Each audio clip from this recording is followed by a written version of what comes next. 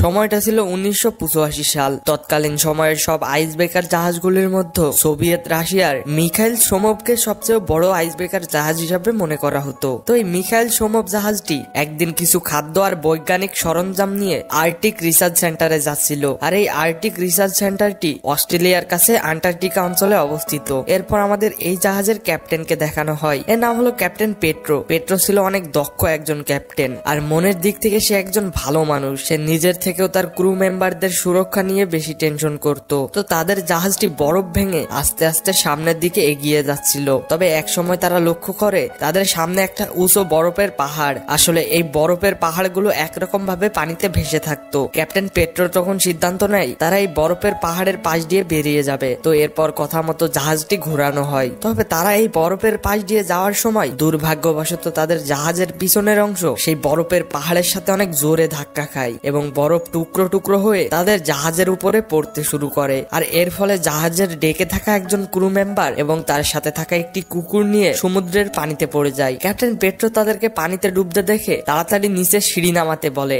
কথা মতো সিঁড়ি নামানো হয়, তবে এতে কোনো লাভ হয় না। তখন সেখানে থাকা অ্যাসিস্ট্যান্ট ক্যাপ্টেন, যার নাম ছিল এরিমিভ, সে বলে, আপনি এই দুজনের জন্য বাকি ক্রু মেম্বারদের জীবন ঝুঁকিতে ফেলতে পারেন না, আমাদেরকে এখন এখান থেকে যাওয়া উচিত। তবে ক্যাপ্টেন পেট্রো কাউকে এভাবে মরতে দিবে না। সিঁড়ি নামানোর পর কোনো কাজ না হয় একজন ক্রু মেম্বারকে নিচে নামানো হয় এবং তাদের অনেক চেষ্টার পর কুকুরটিকে বাঁচানো গেলেও সেই লোকটিকে আর বাঁচানো যায় না। সমুদ্রের পানি অনেক ঠান্ডা হয়, লোকটি সেই পানিতে জমে গেছিল এবং একসময় পানিতে ডুবে যায়। তো এরপর যেই ক্রু মেম্বারটি পানিতে নেমেছিল, প্রচন্ড ঠান্ডার কারণে সে আর কথা বলতে পারছিল না। এদিকে সেই পাহাড় থেকে বরফের বড় বড় টুকরো জাহাজের উপরে পড়ছিল। আর এক সময় বরফের আঘাতে জাহাজের রাডার সিস্টেম ভেঙে যায়, যেটা সাহায্যে তারা জানতে পারতো কোথায় কতটুকু বরফ আছে। বরফের পাহাড়টি ভেঙে যাওয়ার ফলে তারা সামনের দিকে যেতে পারছিল। তবে দুর্ভাগ্যবশত সেই বরফের একটা বিশাল টুকরো ভাসতে ভাসতে তাদের পিছনে এগিয়ে আসছিল। এদিকে জাহাজের অ্যাসিস্ট্যান্ট ক্যাপ্টেন এরিমিভের মনে হচ্ছিল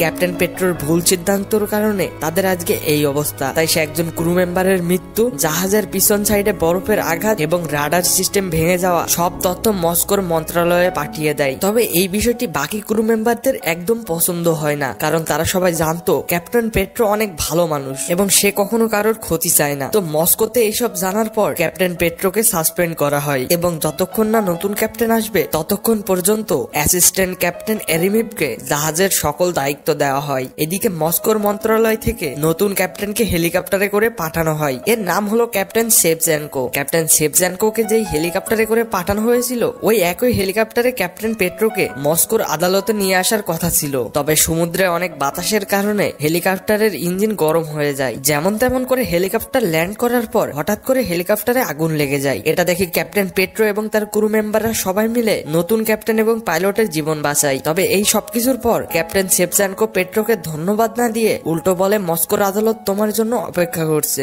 বোঝো ব্যাপার, উপকারীকে ভাগে খায়। হেলিকপ্টারে আগুন লাগার ফলে এই সময় পেট্রোকে নিয়ে মস্কোতে যাওয়া কোনোভাবেই সম্ভব না, এই জন্য সে আবারও জাহাজেই থেকে যায়। তো নতুন ক্যাপ্টেন সেভচেনকো অনেক স্ট্রিক্ট ছিল। সে এসে সবার প্রথমে কন্ট্রোল রুমে চলে আসে। সেখানে এসে দেখে একজন ক্রু মেম্বার তার কিউব পাজেলের সাথে বসে ডিউটি করছে। এটা দেখে ওই ক্রু মেম্বারকে অনেক বকাবকি করে এবং তার কিউব পাজেলটি নিয়ে সমুদ্রের পানিতে ছুঁড়ে ফেলে দেয়। আর সময়ের সাথে সাথে জাহাজটি সেখানে বরফে একদম বাজেভাবে ফেসে যায়। এদিকে আমরা পেট্রোর ওয়াইফকে দেখতে পাই, যে পেশায় ছিল একজন জার্নালিস্ট। কিছুদিন ধরে তিনি ভাবছিলেন ক্যাপ্টেন পেট্রোকে ডিভোর্স দিবেন। তবে তাদের এই বরফে ফেসে যাওয়ার ঘটনা শুনে তিনি অনেক ডিপার্টমেন্টে ছুটাছুটি করছেন, যাতে দ্রুত তাদেরকে উদ্ধার করার জন্য রেস্কিউ টিম পাঠানো হয়। এখন আমরা দেখি জাহাজের সব ক্রু মেম্বাররা মিলে একটা মিটিং করছে, আর এই অবস্থা থেকে কিভাবে বেঁচে ফেরা যায় সেই বিষয়ে সবাই কথা বলছিল। মিটিংটা ক্যাপ্টেন পেট্রোর তত্ত্বাবধানে হচ্ছিল। সেখানে থাকা একজন ক্রু মেম্বার বলে, আমাদের কাছে থাকা তেলের ড্রাম দিয়ে যদি আমরা বরফের মধ্যে বিস্ফোরণ করাই তাহলে বরফ গলে যাবে এবং আমরা খুব সহজেই সামনের দিকে এগিয়ে যেতে পারবো। এইসব কথা বলতে বলতে তখন সেখানে নতুন ক্যাপ্টেন সেভচেনকো চলে আসে। সে সেই মিটিং বন্ধ করে দেয়, আর সে এমন ব্যবহার করে দেখে মনে হচ্ছিল ক্যাপ্টেন পেট্রোকে সে একদম সহ্য করতে পারে না। সেই তেলের ড্রাম দিয়ে বিস্ফোরণ করার পরিকল্পনা একদম বাতিল করে দেয়, যদিও এই আইডিয়াটা ক্যাপ্টেন পেট্রোরও পছন্দ হয়েছিল না। ক্যাপ্টেন সেভচেনকো বলে, কিছুদিন পর আমাদের এই তেলের অনেক দরকার পড়বে, তাই এখন কোনোভাবে এটা নষ্ট করা যাবে না। এরপর ক্যাপ্টেন সেভচেনকো ইমার্জেন্সি রুমে চলে আসে আর ঘোষণা করে দেয়, এখন থেকে সবাইকে বিদ্যুৎ ব্যবহার কমাতে হবে, কোনো কিছু অপচয় করা যাবে না এবং সবাইকে নিজের দায়িত্ব যথাযথভাবে পালন করতে হবে। এভাবে যেতে যেতে এই সমুদ্রে তারা 70 দিন কাটিয়ে দেয়। তবে ক্যাপ্টেন পেট্রো চেষ্টা করে যাচ্ছে যেভাবে হোক এই অবস্থা থেকে বেঁচে ফিরতে হবে। এমনই একদিন ক্যাপ্টেন পেট্রোর সিদ্ধান্ত নেয় সে কাউকে না বলে লুকিয়ে জাহাজের বাইরে যাবে। এরপর সে লুকিয়ে তার ফায়ার গান নিয়ে জাহাজের বাইরে যাচ্ছিল। তবে তখন সেখানে হেলিকপ্টারের পাইলটটাকে দেখে নেয়। পাইলট বলে, তুমি যাও, আমি কাউকে কিছু বলবো না। এরপর ক্যাপ্টেন পেট্রো জাহাজের বাইরে এসে ক্যাপ্টেন শেভজানকোর ফেলে দেওয়া সেই কিউব পাজেলটি দেখতে পায়। সে বুঝতে পারে এই কিউব পাজেলটি তো অনেক আগেই তাদের পিছনে ফেলে দেওয়া হয়েছিল,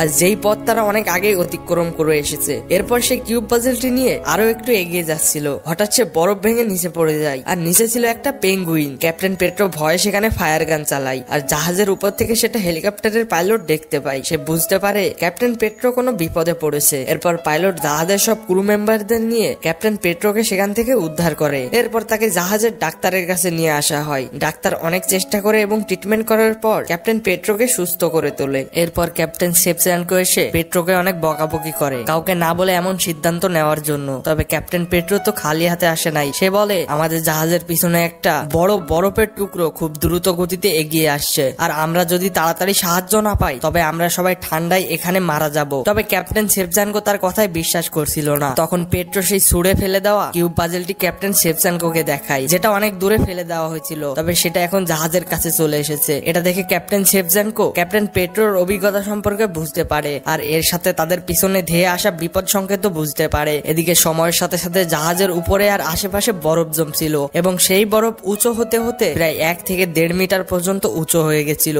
এবং একদিন সকালে সেই বরফের টুকরোগুলো অনেক জোরে জোরে জাহাজের মধ্যে পড়ছিল। এর সাথে জাহাজের পিছনের অংশ আস্তে আস্তে ফুটো হয়ে যায়, আর অনেক পরিমাণে পানি তাদের জাহাজের মধ্যে ঢুকে পড়ে। এর ফলে জাহাজে থাকা সব খাদ্য পানিতে ভিজে নষ্ট হয়ে যায়। এরপর সব ক্রু মেম্বাররা মিলে জাহাজের সেই অংশটা কোনো রকমে সারাই করে নেয়। তবে জাহাজে অনেক পানি ঢুকে যাওয়ার ফলে তাদের খাদ্য এবং পান করা পানি নষ্ট হয়ে গেছিল। তো এই সবের ফলে জাহাজের সবাই অনেক ভয় পেয়ে গেছিল, কারণ এখন তাদের কাছে শুধুমাত্র 3 দিনের মতো খাদ্য পানি বেঁচে ছিল, আর এইটুকু খাবার পানি দিয়ে তাদের এই সমুদ্রের মধ্যে বেঁচে থাকা কোনোভাবেই সম্ভব না। এই সময় অ্যাসিস্ট্যান্ট ক্যাপ্টেন এরিমিভ সবাইকে উস্কানিমূলক কথা বলতে শুরু করে। ওই যে একজন ক্রু মেম্বার বলেছিল যদি তেলের ড্রাম দিয়ে বিস্ফোরণ করা যায় তাহলে হয়তো সামনে রাস্তা তৈরি হয়ে যাবে। অ্যাসিস্ট্যান্ট ক্যাপ্টেন এরিমিভ সবাইকে রাগিয়ে তোলে ক্যাপ্টেন শেভজানকোর বিরুদ্ধে, এবং ক্যাপ্টেন শেভজানকোকে একটা রুমের মধ্যে বন্দি করে সব ক্রু মেম্বাররা তাদের জাহাজে থাকা তেলের ড্রাম নিয়ে কিছুটা দূরে যায় এবং সেখানে একটা বিস্ফোরণ করার পরিকল্পনা করে। এরপর তারা সঠিক জায়গায় তেলের ড্রাম গুলো রেখে বিস্ফোরণ ঘটায়। তবে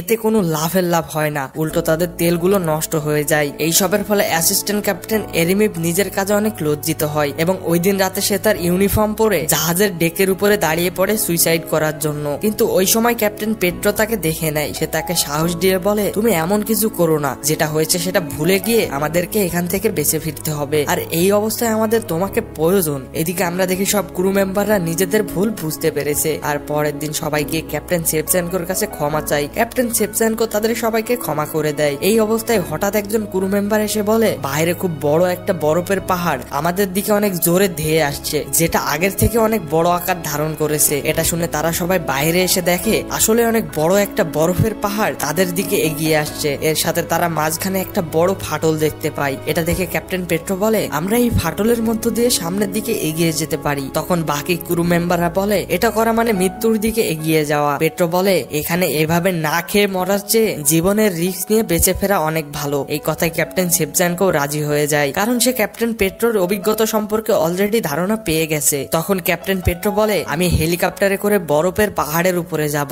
আর লোকেশন এবং জাহাজের মুভিং সাইডের আপডেট দিতে থাকবো কন্ট্রোল রুমে। তখন ক্যাপ্টেন শেভজানকো বলে, এই দায়িত্বটা আমি নিব, আর তুমি পুরো জাহাজের দায়িত্ব নিবা, কারণ তুমি অনেক আগে থেকে এই জাহাজের ক্যাপ্টেন, আর আমার থেকে তুমি সবকিছু ভালো বুঝবা। এরপর তারা তাদের পরিকল্পনা মতো কাজ শুরু করে দেয়। ক্যাপ্টেন শেভজানকো হেলিকপ্টারে করে সেই বরফের পাহাড়ের উপরে চলে যায়, এবং বাকি ক্রু মেম্বাররা নিজেদের দায়িত্ব মনোযোগ দিয়ে পালন করতে থাকে। ক্যাপ্টেন পেট্রো অ্যাসিস্ট্যান্ট ক্যাপ্টেন এরিমিভকে একটা কাজে লাগিয়ে দেয়। তো সেখানে থাকা একজন ক্রু মেম্বার জাহাজের ডেকের উপর দাঁড়িয়ে সমস্ত নির্দেশনা দিচ্ছিল, কারণ তাদের জাহাজের রাডার সিস্টেম অলরেডি নষ্ট হয়ে গেছে। যদিও এই কাজটি অনেক রিস্কের ছিল, তারপরে সেই ক্রু মেম্বার নিজের জীবন বাজি রেখে তার দায়িত্ব পালন করছিল। এরপর ক্যাপ্টেন শেভজানকোর বলা নির্দেশে তারা বহু কষ্টে সেই বরফের পাহাড় ভেঙে তাদের জাহাজটি সামনে যেতে পারে। এতে সবাই অনেক খুশি হয়, কিন্তু এইদিকে সমুদ্রে অনেক বাতাসের কারণে ক্যাপ্টেন শেভজানকোর হেলিকপ্টার দুলতে শুরু করে, এবং দুলতে দুলতে এক সময় বরফের পাহাড়ে ধাক্কা খেয়ে সমুদ্রের পানিতে পড়ে যায়। ক্যাপ্টেন শেভজানকো এবং হেলিকপ্টারের পাইলট এই ঠান্ডা পানিতে ডুবে যাচ্ছিল।